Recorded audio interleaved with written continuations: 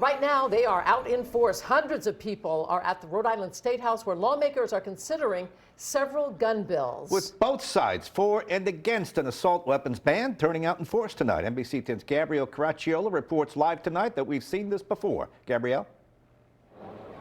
There's already been 4 hours of testimony, and there are lots of people here watching on from both sides of the issue. But looking around the State House, you can see there's a one-color majority, and all of these people wearing yellow want Rhode Island lawmakers to know they're strongly against an assault weapons ban.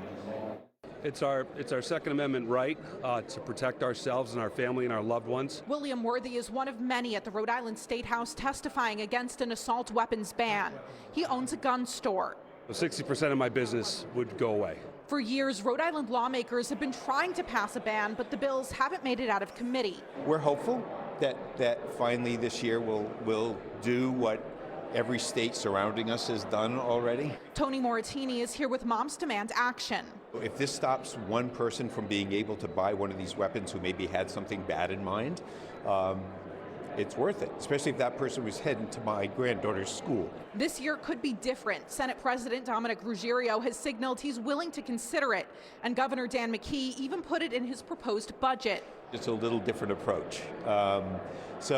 So yeah, that was an interesting, certainly gets everybody's attention. The criminals are never going to obey these laws. You cannot legislate criminals. You cannot legislate morals. Those opposed argue it's unconstitutional. I'm a gun owner. I've been a competitor my whole life, and I know all of the great things that this industry brings to Rhode Island as a competitor and as a gun owner. So I see all the good, and that's why it's so offensive that they try and twist this, and every year we're up here trying to defend our rights. But supporters say as long as mass shootings continue, something needs to change. It's been too long of thoughts and prayers, and we're here to see some real action.